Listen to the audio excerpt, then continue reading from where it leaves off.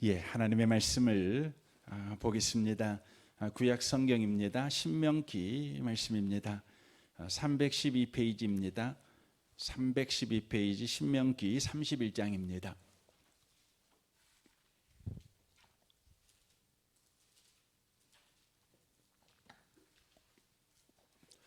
신명기 31장입니다. 9절 말씀부터 16절까지 기록된 말씀을 좀 보겠습니다. 9절부터 16절까지입니다. 함께 말씀을 읽겠습니다. 또 모세가 이 율법을 써서 여호와의 언약궤를 메는 네 자손 제사장들과 이스라엘 모든 장로에게 주고, 모세가 그들에게 명령하여 이르기를 매 7년 끝 해 곧 면제년의 초막절에 온 이스라엘이 내 하나님 여호와 앞에 그가 택하신 곳에 모일 때에 이 율법을 낭독하여 온 이스라엘에게 듣게 할지니, 곧 백성의 남녀와 어린이와 내 성읍 앞에 거루하는 타국인을 모으고 그들에게 듣고 배우고 내 하나님 여호와를 경외하여 이 율법의 모든 말씀을 지켜 행하게 하고, 또 너희가 요단을 건너가서 차지할 땅에 거주할 동안에 이 말씀을 알지 못하는 그들의 자녀들에게 듣고 내 하나님 여호와를 경외하기를 배우게 할지니라. 여호와께서 모세에게 이르시되 내가 죽을 기한이 가까웠으니 여호수아를 불러서 함께 해막으로 나오라. 내가 그에게 명령을 내리리라. 모세와 여호수아가 나아가서 해막에 서니 여호와께서 구름기둥 가운데에서 장막에 나타나시고 구름기둥은 장막문 위에 머물러 있더라. 또 여호와께서 모세에게 이르시되 너는 내 조상과 함께 누우려고 와 이 백성은 그 땅으로 들어가 그 임난이 그 땅의 모든 이방 신들을 따르며 일어날 것이요 나를 버리고 내가 그들과 맺은 언약을 어길 것이라. 아멘. 아멘. 함께 예배하는 모든 분들 가운데 이 말씀의 축복이 함께 하시기를 주님의 이름으로 축원합니다. 오늘 본문 말씀은 9절부터 29절까지의 말씀입니다. 다 읽어야 되는데 시간 관계상 우리가 16절까지만 읽었습니다. 9절부터 29절까지의 내용은 어떤 내용이냐면, 이제 이스라엘 백성들이 가나안 땅에 들어가서 하나님의 말씀을 듣고 배워서 여호와 하나님을 경외함으로 하나님의 모든 말씀을 지키도록 하는 세 가지 방법을 바로 지금 지시하고 있는 내용입니다. 여호와를 경외하고 하나님의 말씀에 순종하며 살아갈 수 있는 세 가지 방법을 제시하는데, 9절 말씀에서 첫 번째로 주고 있는 방법이 모세가 이 율법을 써서 여호와의 언약궤를 메는 네 자손 제사장들과 이스라엘 모든 자손에게 주고라고 되어 있습니다. 율법을 써서 먼저 주셨다는 내용의 말씀입니다. 율법을 썼다는 것이죠.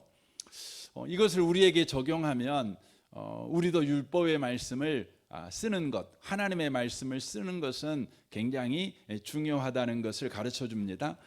두 번째로는 10절부터 11절에 나오는데, 온 이스라엘이 내 하나님 여호와 앞 그가 택하신 곳에 모일 때에 이 율법을 낭독하여 온 이스라엘에게 듣게 할지니 라고 말하고 있습니다.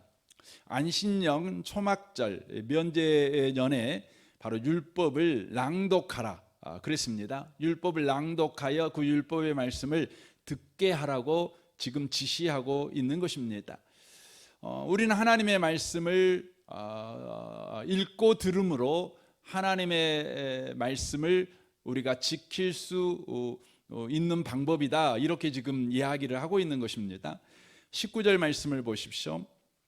그러므로 이제 너희는 이 노래를 써서 이스라엘 자손에게 가르쳐 그들의 입으로 부르게 하여 이 노래로 나를 위하여 이스라엘 자손에게 증거가 되게 하라 라고 말씀합니다.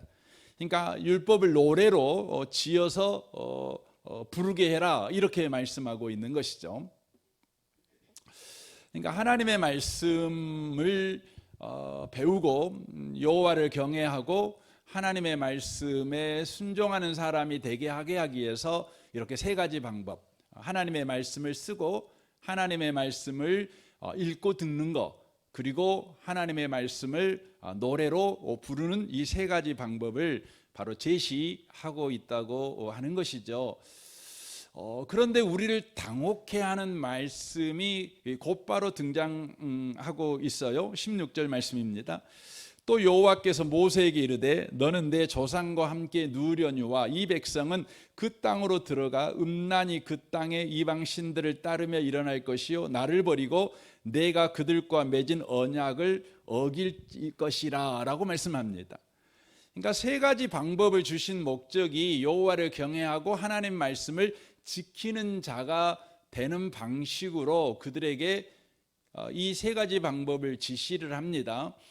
그런데 우리를 당혹해 하는 것은 이 세 가지 방식을 따라서 이스라엘 백성이 살아갈지라도 하나님을 경외하지 않고 우상 숭배를 하게 될 뿐만 아니라 하나님을 버리고 하나님 말씀대로 안 산다는 것이에요. 안 산다, 어길 것이라 이렇게 지금 이야기를 하고 있다고 하는 것이죠.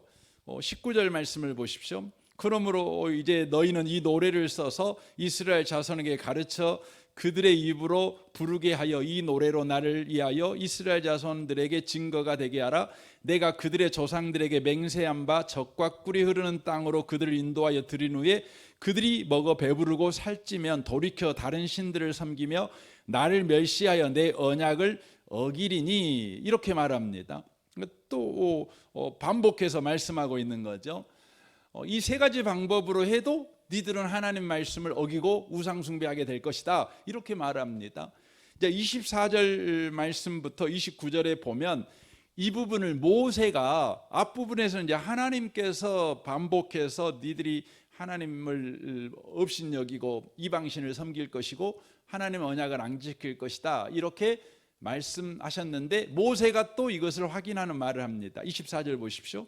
모세가 이 율법의 말씀을 다 책에 써서 마친 후에 모세가 여호와의 언약궤를 메는 네 사람에게 명하여 이르되 이 율법책을 가져다가 너희 하나님 여호와의 언약궤에 두어 너희에게 증거가 되게 하라. 내가 너희의 반역함과 목이 곧은 것을 아나니 오늘 내가 살아서 너희와 함께 있어도 너희가 여호와를 거역하였거든 하물며 내가 죽은 후의 일이라. 너희 지파 모든 장로와 관리들을 내 앞에 모으라. 내가 이 말씀을 그들의 귀에 들려주고 그들에게 하늘과 땅을 증거로 삼으리라. 내가 알거니와 내가 죽은 후에 너희가 스스로 부패하여 내가 너희에게 명령한 길을 떠나 여호와의 목전에 악을 행하여 너희 손으로 하는 일로 그를 경노하게 함으로 너희가 후일에 재앙을 당하리라 하니라 라고 말씀합니다.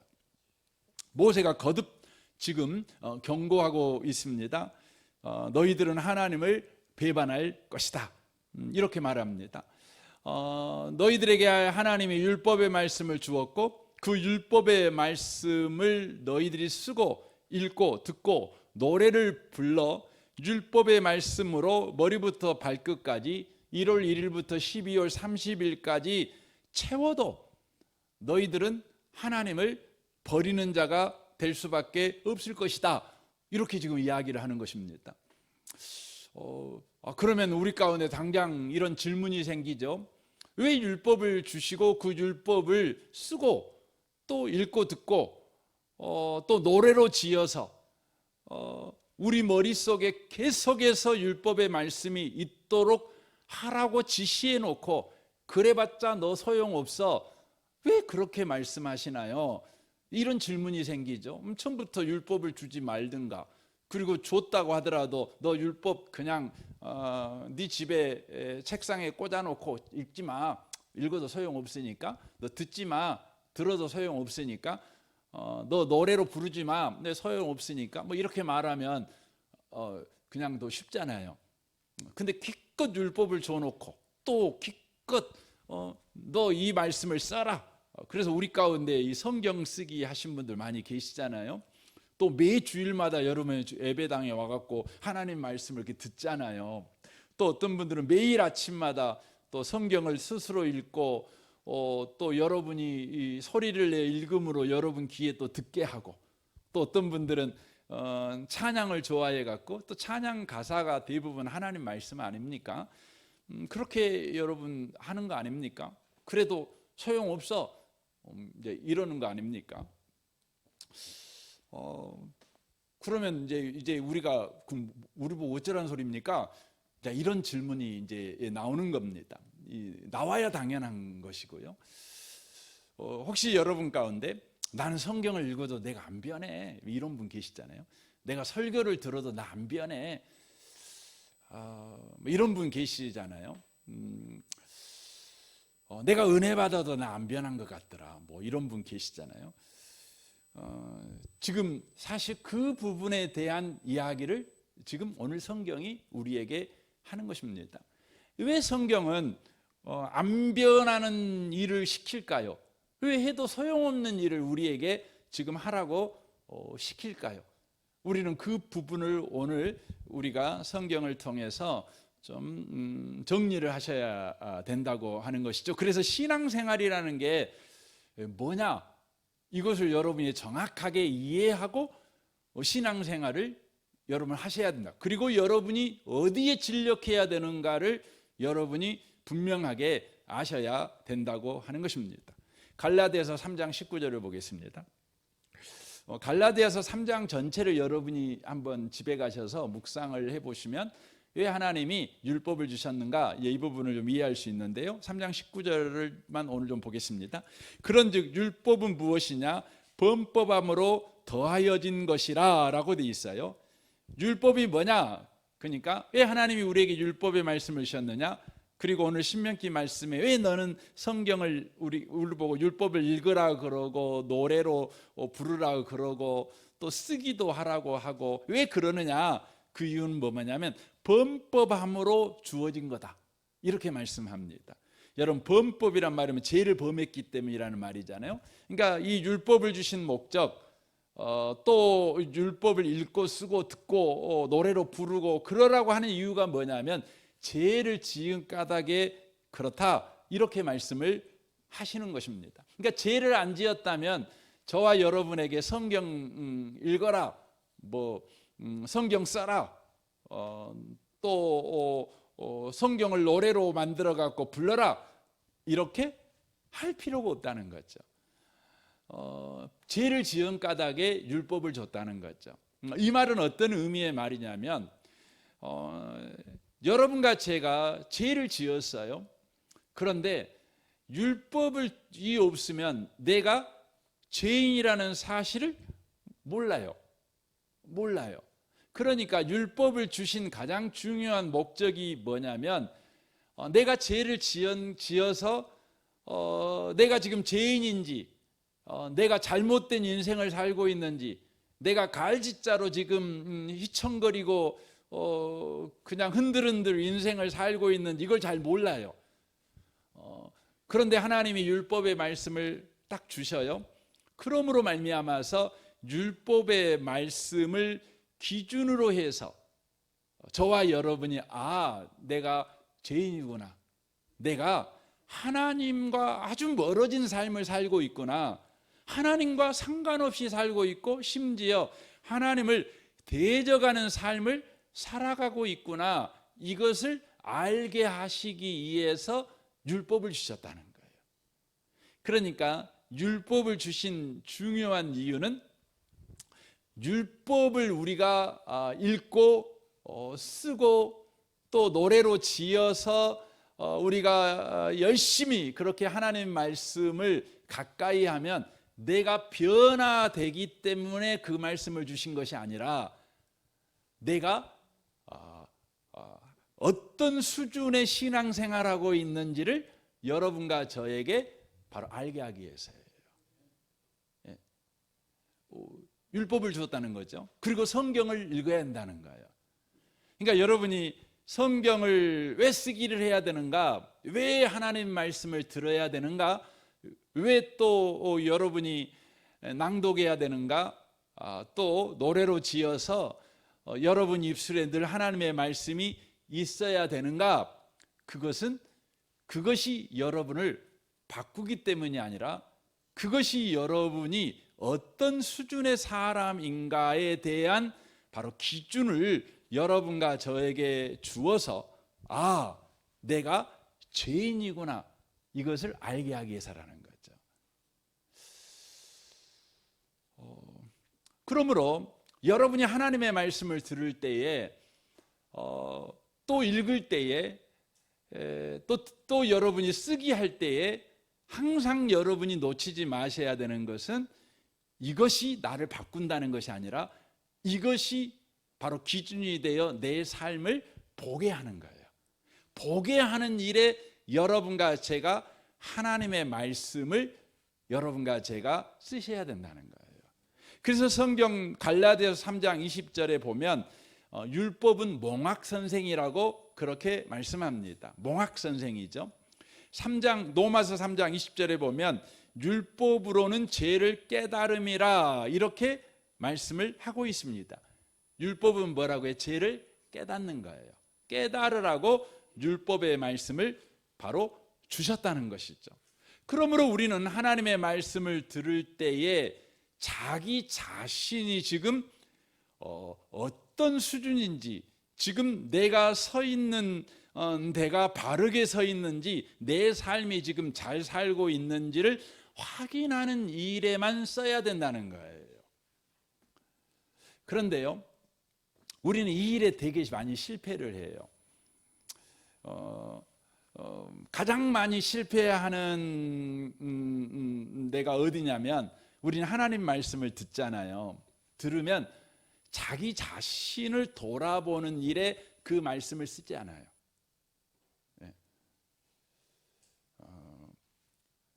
어떻게 쓰냐면 남을 판단하는 일에 그 말씀을 써요. 대부분. 그래서 여러분 설교 듣고 나서 누군가 생각이 나요. 여러분을 돌아보는 것이 아니라 다른 사람이 생각나. 오늘 설교 듣고 한 목사님이 저분한테 들으라고 했다, 이런 생각이 들어요. 여러분, 그 사람이 누구예요? 그 사람이 바리새인이에요. 그래서 로마서 2장 1절이 이렇게 말해요. 그러므로 남을 판단하는 사람아, 누구를 막론하고 네가 핑계하지 못할 것은 남을 판단하는 것으로 너를 정죄함이니 판단하는 네가 같은 일을 행함이라. 그러니까 여러분, 설교를 듣는데 남 생각나잖아요. 그러면 여러분이 바로 그 범인이에요. 여러분이 그 사람이에요. 꼭 기억하셔야 돼요. 설교는요, 절대 남에게 적용하는 게 아니에요. 나에게만 적용해요. 꼭 그러십시오. 여러분, 우리 교회 은혜복음교회 성도들의 수준은요, 바리새인이 되면 안 돼요. 우리는 신실한 그리스도인이 돼야 돼요. 신실한 그리스도인은 절대 남을 판단하지 않아요. 판단하지 않아요. 판단하고 있으면 내가 바로 범인이에요. 이런 일을 행하는 자에게는 하나님의 심판이 진리대로 되는 줄 우리가 아노라. 이런 일을 행하는 자를 판단하고서도 같은 일을 행하는 사람아, 네가 하나님의 심판을 피할 줄로 생각하느냐? 혹 네가 하나님의 인자하심이 너를 인도하여 회개하게 하심을 알지 못하여 그의 인자하심과 용납하심과 같이 참으심이 이 풍성함을 멸시하느냐? 여러분, 누군가를 멸시했어요? 누군가를 지적했어요. 그래갖고 이번 설교는 당신들이라고 한 말이야, 이렇게 말을 했는데도 말하는 입이 안 삐뚤어져요. 말하는 입에서 종기가 안 나요. 말하는 입이 암이 안 걸려요. 혀암이 안 걸려요. 여러분, 그러면 아이고 내가 잘 말했나 보다, 이렇게 말하시면 안 돼요. 하나님이 봐주고 있는 거예요. 그 말이에요. 봐주고 있다는 거예요. 하나님이 길이 참아주고 있는 거예요. 내가 이번 주만 봐준다, 좀 그러시는 거예요. 그러니까 여러분이 그 설교 듣고 남 막 이렇게 했는데도 끄떡없이 건강하게 잘 사십니까? 그럼 여러분이 지금 잘 살아서 그런 게 아니에요. 여러분, 주님이 봐줘서 그러는 거예요. 주님이 지금 참아줘서 그러는 거죠. 다만 네 고집과 회개하지 아니하는 마음을 따라 진노하는 날, 하나님의 의로운 심판이 나타나는 그날에 임할 진노를 네게 쌓는도다, 이렇게 말씀하고 있다는 것입니다. 하나님의 말씀은 남을 판단하는 기준으로 주신 적이 없어요. 자신을 돌아보라고 주신 거예요. 하나님의 말씀은 언제나 자기 자신에게만 적용하셔야 돼요. 여러분에게 적용이 딱 되잖아요. 그러면 나들으라고 했다 이렇게 말씀하면 안 돼요. 당연히 나들으라고 한 말이죠. 여러분 성경 에스라서 말씀에 보면 그 에스라 8장에 보면 에스라가요 이스라엘의 죄를 지적하는 설교를 해요. 이스라엘 백성들이 특별히 그 이방 사람들하고 결혼해요. 그러니까 여러분 가정은 거룩해야 되잖아요. 근데 그렇게 하다는 거예요. 그러니까 이 에스라 선지자가 이스라엘의 죄를 지적해요. 설교를 해요. 그때 9장에 가보면은요, 그때 리더들이 이 에스라에게 와가지고 뭐라고 말하냐면, 당신이 말한 대로 저 사람이 그런데요, 저 사람이 그런데요 하고 막 말을 해요.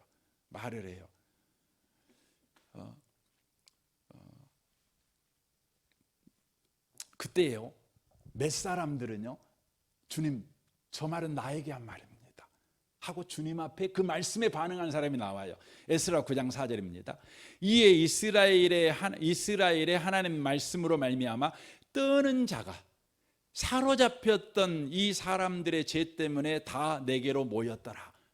떠는 자들이 있었어요. 하나님 앞에 모였어요. 그래가지고 이제 내가 저녁 제사 드릴 때 에스라 말합니다. 기가 막혀 앉아 있었어요. 기가 막혀서 앉았어요. 하나님의 말씀을 전하지만 여전히 저 사람이 그랬대요, 저 사람이 그랬대요, 저 사람이 들어야 될 설교를 당신이 한 것입니다. 근데 이번 주에 저 사람이 안 왔네요, 아쉽네요, 막 이런 사람들만 있는 거죠. 그런데 몇 사람은 안 그래, 내가 나에게 하신 말씀입니다 하고 엎드리는 거죠. 그때 에스라가 근심 중에 속옷과 겉옷을 찢은 채 무릎을 꿇고 하나님께 엎드려 기도를 하는 장면이 나옵니다. 그리고 10장에 넘어갑니다. 10장에 넘어갔을 때 에스라가 모든 이스라엘이 주의 말씀에 반응하기를 원했지만 다만 몇 사람뿐이잖아요. 그러니까 에스라 마음에도 낙심이 되죠. 근데 그때 엘람 사람 스가냐가 에스라에게 와서 이렇게 말합니다. 보십시오. 에람 자손 중 여히엘의 아들 스가냐가 에스라에게 이르되 우리가 우리 하나님께 범죄하여 이 땅 이방 여자를 맞이하여 아내를 삼았으나 이스라엘에게 아직도 소망이 있나니 곧 내 주의 교훈을 따르며 우리 하나님의 명령을 떨며 준행하는 자의 가르침을 따라 이 모든 아내와 그들의 소생을 다 내보내기로 우리 하나님과 언약을 세우고 율법대로 행할 것이라. 이는 당신이 주장한 일이니 일어나소서, 우리가 도우리니 힘써 행하소서 하니라 라고 말합니다. 이 말이 어떤 의미의 말입니까? 에스라에게 와가지고 말하는 말이죠. 에스라 선지자님, 낙심하지 마세요. 그리고 저희들이 해야 될 설교를 당신이 했으니까 당신이 이 설교를 멈추지 말고 계속하세요. 당신이 하나님으로부터 받은 말씀을 계속해서 전해주세요. 저희들은 순종하겠습니다. 순종으로 당신을 돕겠습니다. 이렇게 이야기하는 것이죠. 여러분, 이것이요, 우리가 말씀을 듣는 태도예요. 여러분, 말씀은 저와 여러분들에게 선포되는 것은 우리가 누구인지를 알게 하는 거예요. 우리가 얼마나 악한 자이고, 우리가 얼마나 어리석은 자고, 얼마나 우리가 미련한 자고, 우리가 얼마나 게으른 자고 나태한 자고 책임 전가하는 일의 명수인지,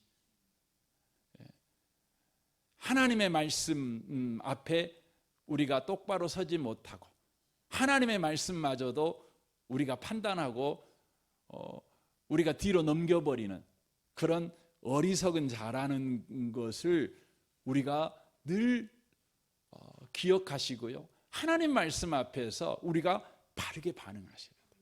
바르게 반응하셔야 돼요.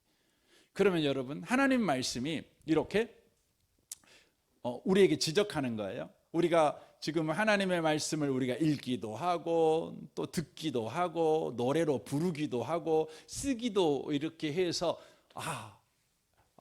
나라는 존재가 바로 이렇게 범죄자구나, 나는 하나님의 말씀에서 이렇게 멀리 떨어져 인생을 사는 자구나. 이걸 발견하게 하는 것이죠. 그러면 그 다음에 어떻게 해야 되는 것입니까? 히브리서 4장 12절을 좀 보겠습니다. 하나님의 말씀은 살아있고 활력이 있어 좌우의 날쌘 어떤 것보다 예리하여 혼과 영과 및 관절골수를 찔러 쪼개기까지 하며 또 마음의 생각과 뜻을 판단하나니 지으신 것이 하나도 그 앞에 나타나지 않음이 없고 우리의 결산을 받으실 이 앞에 만물이 벌거벗은 것 같이 드러나는도다. 그러니까 우리가 하나님의 말씀의 용도는 그래. 우리를 바꾸는 것이 아니에요. 우리가 누구인지를 보여주는 거예요. 보여주는 거예요. 보여주는 거죠. 여러분과 제가 하나님 말씀을 들으면 변화된다고 생각하지 마세요. 여러분 설교를 듣고 은혜 받으면 변화된다고 생각하시면 안 돼요. 여러분이 설교를 들으면 내가 이런 자구나 이걸 아는 거예요. 그래서 여러분 매 예배 때마다 다만 은혜만 받고 아이고 내가 오늘 은혜 받았어 이렇게 끝나버리면 안 돼요. 여러분이 어떤 존재인지 말씀에서 얼마나 떠나 있는지를 우리가 알아야 되는 거죠. 이걸 알리는 사람은 어떻게 하는 겁니까? 그 다음 일을 하는 거죠. 14절 보십시오. 그러므로 우리에게 큰 대제사장이 계시니 승천하신 이곳 하나님의 아들 예수시라. 우리가 믿는 도리를 굳게 잡을지어다. 우리에게 있는 대제사장 우리의 연약함을 동정하지 못하실 리가 아니요 모든 일에 우리와 똑같이 시험을 받은 이로되 죄는 없으시니라. 그러므로 우리는 긍휼하심을 받고 때를 따라 돕는 은혜를 얻기 하여 은혜의 보좌 앞에 담대히 나아갈 것이니라 라고 말씀합니다. 그러니까 하나님의 말씀을 통해 우리의 상태, 우리의 수준을 봅니다. 우리의 처지를 봅니다. 그리고 우리는 어떻게 하는 거죠? 하나님의 은혜만이 나를 살린다는 거예요. 하나님의 은혜 없이는 내 인생이 아무것도 될 수 없다는 거예요. 될 수 없다는 거예요. 여러분 우리가 주일예배 애드린 겁니까? 우리가 왜 새벽 기도하는 겁니까? 여러분 왜 우리가 철학 기도를 하는 겁니까? 그것은 저와 여러분이 변화되기 위해서 하는 게 아니에요. 그러니까 새벽 기도 많이 나온 사람이 변화 많이 될까요? 여러분 택도 없는 소리예요. 여러분 주일예배 빼먹지 않고 교회 오면 여러분 변화될까요? 안 그래요. 어떤 사람이 변화될까요? 여러분 단 한 번 왔어도요 나는 주님의 은혜 없이는 안 되는 사람이라는 걸 발견한 사람이에요. 그리고 은혜의 보좌 앞에 나아가는 사람이죠.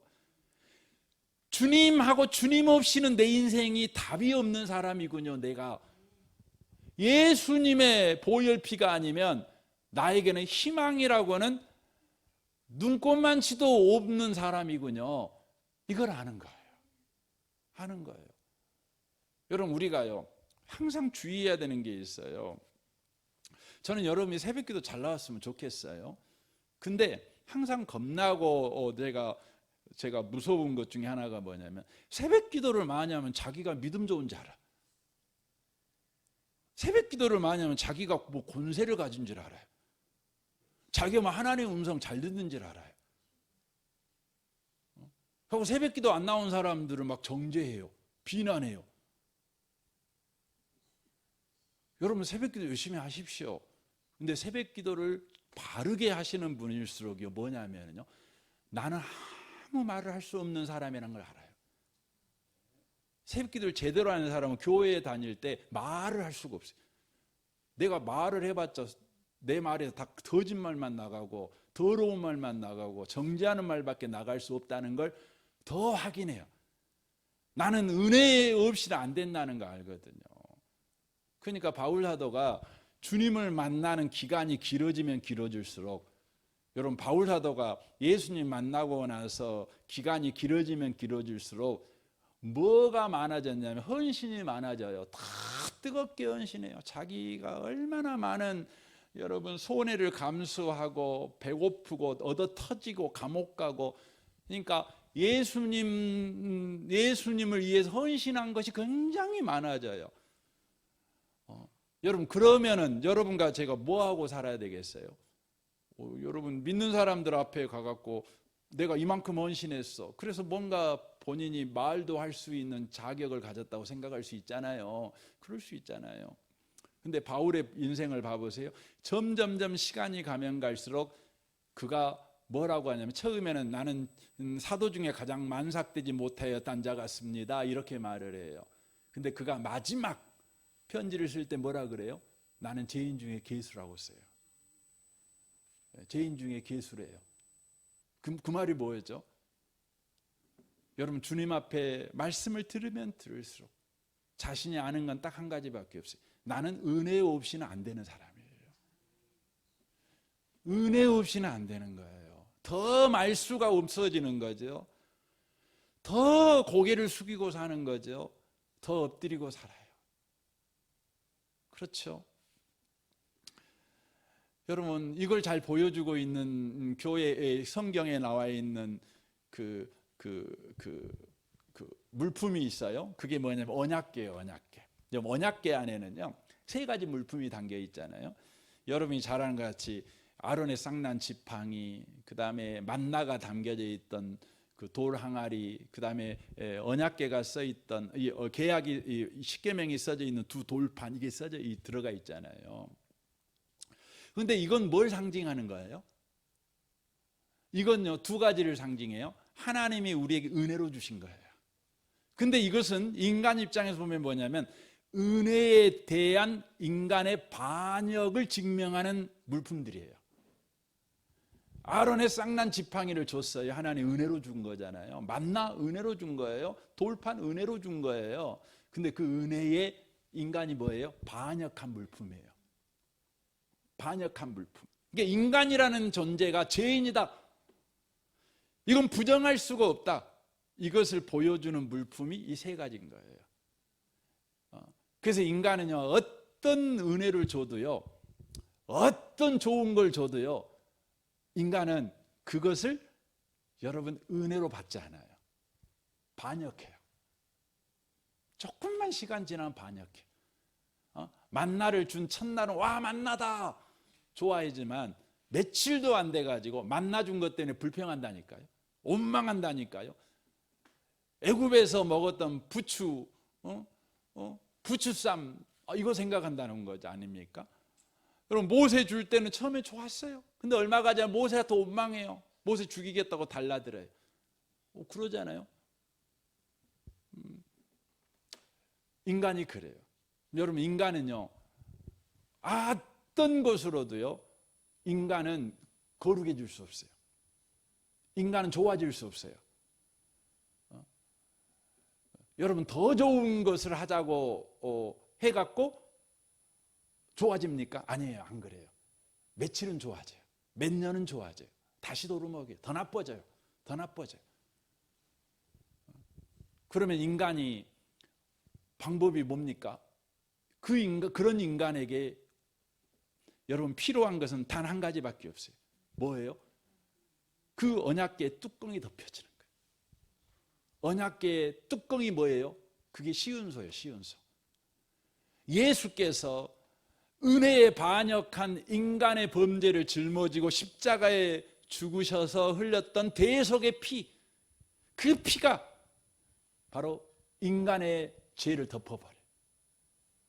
그래서 저와 여러분이 구원을 받는 거 아닙니까? 그러니까 우리에게 필요한 건 무엇밖에 없냐면 예수님의 대속의 은혜 외에는 없는 거예요. 없는 거예요. 그러니까 오늘 여기 신명기 31장에서 3가지를 가르쳐 줘놓고 너 그거 해봤자 소용없어. 너는 결국 범죄자가 될 수밖에 없어. 너는 결국 율법을 어기는 자가 될 수밖에 없어. 여러분, 성경 읽는 게 얼마나 좋습니까? 성경을 여러분 쓰는 게 얼마나 귀한 겁니까? 여러분, 성경을 노래로 만들어 갖고 부르는 게 얼마나 좋습니까? 근데 인간은요 그래도 안 돼요. 어떻게 해만 돼요? 은혜로만 돼요. 은혜로만 된다는 거예요. 이걸 가르쳐 주는 거예요. 이걸 가르쳐 주는 거죠. 여러분, 저와 여러분들은 그리스도인 아닙니까? 그리스도인들은요 매일매일 나를 잃어버리고 살면 안 돼요. 정체성이 분명한 인생을 살아야 되죠. 우리는 나답게 인생을 사셔야 돼요. 나답게 인생을 사는 게 뭡니까? 그리스도인이 그리스도인의 정체성을 지키며 매일매일 봄, 여름, 가을, 겨울 계절의 변화 없이, 상황의 변화 없이, 환경의 변화 없이 언제나 나답게 살아가는 방법은 뭡니까? 나의 어떤 종교적 행실입니까? 내가 뭐 예배 잘 드리고, 내가 헌금 잘하고, 내가 기도 생활 잘하고, 내가 성경 읽는 거 잘하고, 이렇게 하고 되는 겁니까? 아니에요. 어떻게 해서 되냐면 바울 사도가 이렇게 말했어요. 나가 나다운 건 딱 한 가지밖에 없다는 거죠. 고린도 전서 15장 10절이 있죠. 내가 나된 것은 하나님의 은혜로 된 것이니 내게 주신 그의 은혜가 헛되지 아니하여 내가 모든 사도보다 더 많이 수고하였으나 내가 한 것이 아니요 오직 나와 함께 하신 하나님의 은혜로라 라고 돼 있어요. 하나님의 은혜로만 되는 거예요. 은혜. 그러니까 여러분과 제가 나답다는 것은 내가 오늘 성경 읽었어, 내가 오늘 기도했어, 내가 오늘 예배 참석했어, 나 오늘 헌금했어, 이걸로 되는 게 아니에요. 뭘로 되는 거예요? 내가 헌금했지만, 내가 기도했지만, 내가 예배했지만, 내가 헌신했지만, 그걸 통해 내가 아는 것은 하나님의 은혜 없이는 안 된다는 것을 내가 더 깊이 알았어. 은혜만 나를 나답게 하고 은혜만 나를 그리스도인의 정체성을 지키며 살게 만들어, 이걸 여러분과 제가 알고 주님 앞에 오늘 또 은혜의 보좌 앞에 담대히 나아가는 삶을 살아가는 것밖에 없는 거예요. 밖에 없는 거예요.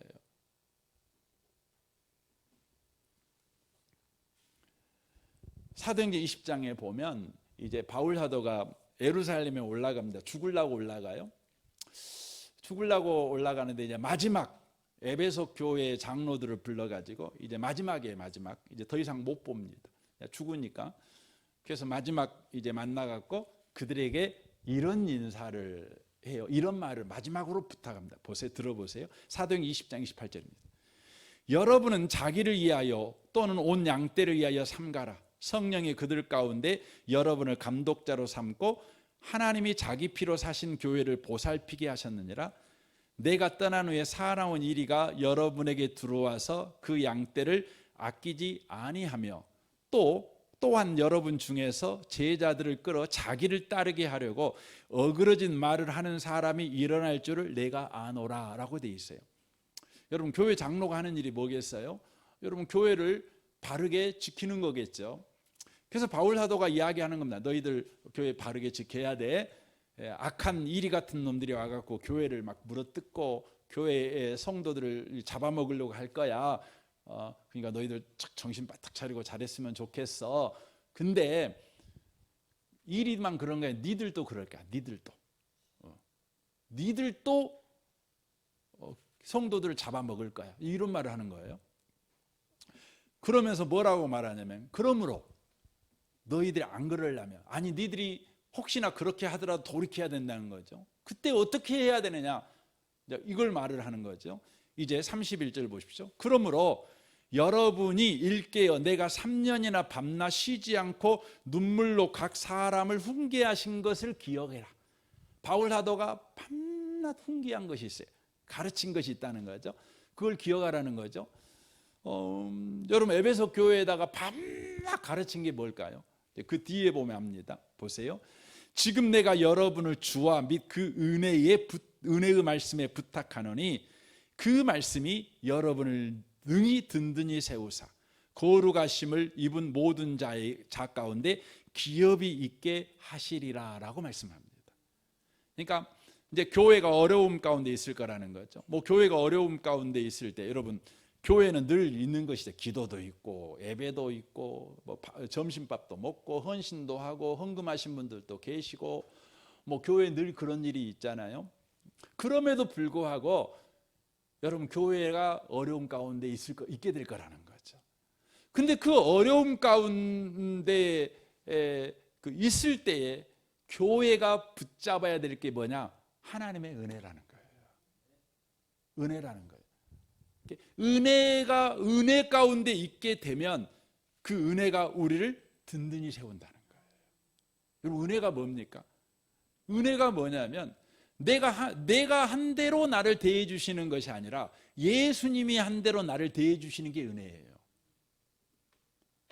내가 한 대로 대해주는 게 아니에요. 예수님이 한 대로 대해주는 거예요. 이게 은혜예요. 그러니까 여러분 교회 생활하실 때 여러분이 누군가가 대한 대로 그 사람을 대하지 말고 예수님이 여러분을 대한 것처럼 다른 사람을 그냥 대하세요. 그냥. 그게 은혜입니다. 그리고 우리가 거기에다가 우리의 희망을 걸어야 되는 거죠. 예수님이 나를 어떻게 대해 주셨는가? 그것에 내 희망을 거는 거예요. 이게 은혜예요. 은혜가 뭐 값없이 주신 선물 이렇게 되잖아요. 그렇지만 더 정확하게 말하면 예수님이 하신 것으로 나를 대해 주시는 거예요. 이게 바로 은혜라고 하는 것입니다. 여러분 우리가요 은혜에서 벗어나는 순간, 이 은혜에서 우리의 신앙생활이 조금이라도 떨어지면 그 즉시 우리는 어떤 상태가 되냐면 갈라디아서 말씀에 보면 종이 된다고 말씀하셔요. 종이 된다고. 갈라디아 말씀은 그거거든요. 갈라디아 말씀은 이제 별명이 붙어 있는 게 있는데 자유의 대헌장이라는 별명이 붙어 있는 성경책입니다. 그러니까 예수 믿는 사람인데도 구원받은 사람인데도 종처럼 살아요. 근데 그리스도인은 당연하게 자유인으로 살아야 되잖아요. 근데 왜 종처럼 사냐? 그러면 바로 은혜에서 떨어진 삶을 살기 때문에 그래요. 뭔가를 해야 내가 좋아진다는 생각 때문에 내가 뭔가를 해야 된다는 거예요. 내가 뭔가를 해야 좋아진다는 거예요. 그러면 여러분과 저는 종이 되는 거예요. 그러면 자유인으로 사는 건 뭡니까? 예수님이 뭔가 하셨다는 거예요. 그것에 바로 잇대어 살아가는 거예요. 그러면 자유인이 되는 거예요. 오늘 신명기 31장 말씀을 통해 주님이 우리에게 너 이거 한번 해봐 이러는 거죠. 너 이거 해봐. 하나님 말씀도 읽고 하나님 말씀도 쓰고 노래도 부르고 찬양도 하고 그래봐. 그러는 거죠. 그래도 너는 하나님을 버릴 거야. 우상 숭배하게 될 거야. 말씀하는 겁니다. 결국 우리의 희망은 무엇밖에 없어요? 예수가 하신 일밖에 없는 거예요. 내가 한 일이 아니에요. 여러분이 한 일이 아무리 훌륭한 일이어도 여러분이 한 일이 여러분을 구원하지 못해요. 예수가 한 일만 우리를 구원하는 것입니다. 그래서 여러분 오늘도요 예수가 한 일을 붙잡아 살아가십시오. 예수가 한 일을 여러분 계속해서 앙망하십시오. 예배를 드릴 때마다 설교 들으면 절대 그 말씀 듣고 딴 사람한테 뭐라 하지 마세요. 오직 여러분이 예수 바라보라는 소리구나. 주님 바라보라는 소리구나. 나를 지금 정죄하는 말이 아니고 예수 바라보란 말이구나. 이렇게 늘 예수께 여러분의 시선이 향하는 그런 복 있는 성도들이 다 되시기를 주님의 이름으로 축원합니다. 아멘. 우리 같이 기도하겠습니다.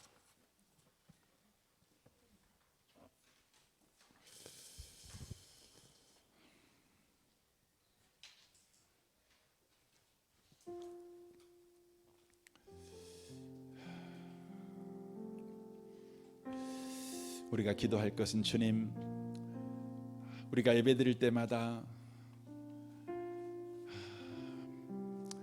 주님의 은혜 아니면 안 되는 것을 늘 우리가 확인하는 우리 예배가 되게 하여 주옵소서. 우리의 기도 생활도, 우리의 헌금 생활도, 우리의 봉사 생활도 예수님이 없으면 안 된다, 주의 은혜 없이는 안 된다는 걸 더 깊이 확인하는 시간이 되게 하여 주옵소서. 그래서 우리가 한 일을 의지하여 신앙생활하지 아니하고 예수가 한 일에 잇대어 우리 인생을 살아내는 우리가 되게 해 주옵소서. 주님께 담대히 나아가는 우리가 되게 하여 주옵소서. 이 밤에 그 은혜가 우리 가운데 계속해서 있도록 이 밤에 우리 같이 주께 은혜를 구했으면 좋겠습니다. 기도하겠습니다. 오 하나님 아버지 감사합니다.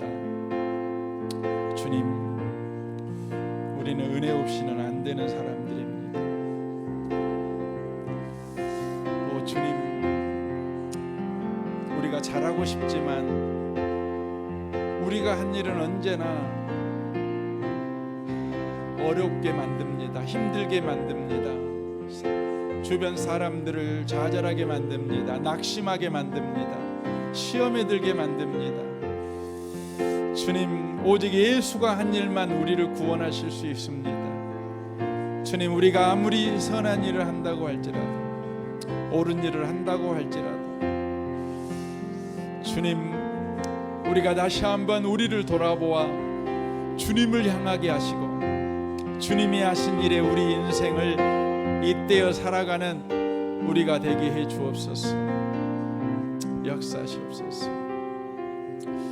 하나님 아버지, 감사합니다. 오늘 이 밤에 주님이 말씀하는 것은 우리가 아무리 옳은 일을 해도